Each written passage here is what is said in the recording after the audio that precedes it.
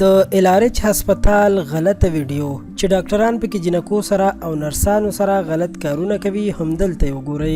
تاسو ته خواست کوم چې دا ویډیو ماشومان بالکل مګورئ.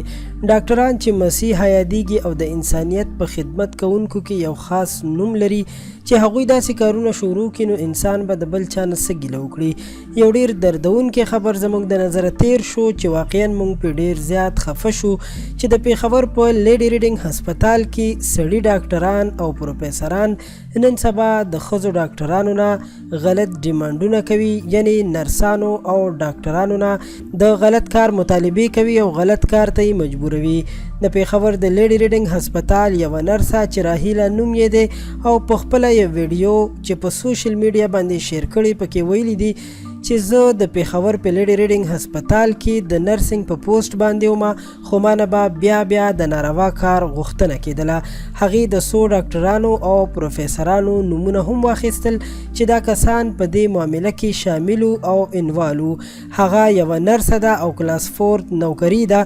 وایي چې د دې مطالبو د وجې ما نوکري هم پرېښې وه، خو بیا یې ما ته اطمینان راکړو. ما پسې کور ته راغلل او د خبرې حل کېدو نه پس ما خپله ډیوټي بیرته شروع کړه.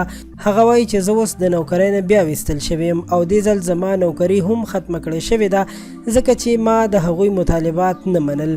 راهیله وایي چې د افسرانو خواهشات دي، څوک به یې پوره کولی شي څوک به یې نشي پوره کولی ځکه چې څوک به مجبور وي او څوک به مجبور نه وي، خو مجبور انسان به خامخا د دوی په دام کې ګیریږي او ناروا کار کولو ته به مجبوریږي.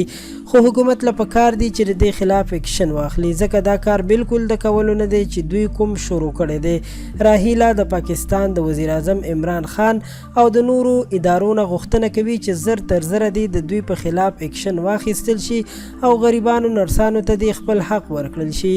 قدرمنو، بالکل دا صحیح خبره ده او موږ هم د دې خبرې په حق کې یو چې حکومت دی شفاف معلومات وکړي او هر چا که داسې ظلم زیاتی کړی وي هغه ته د سخته سزا ورکړل شي او بلکې د نوکرۍ نه دی ختم کړی شي.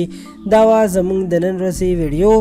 امید لرم چې ستاسو به خوښه شوي وي. که غواړئ په آینده کې زموږ له هرې راتلونکې ویډیو نه خبر وساتل شئ نو همدا اوس زموږ چینل خان کلیک سبسکرایب کړئ، ورسره خوا کې د غنټۍ نشان هم وهئ چې په آینده کې زموږ هره ویډیو تاسو ته په وخت ورسي. تر بیا مو په الله سپارم.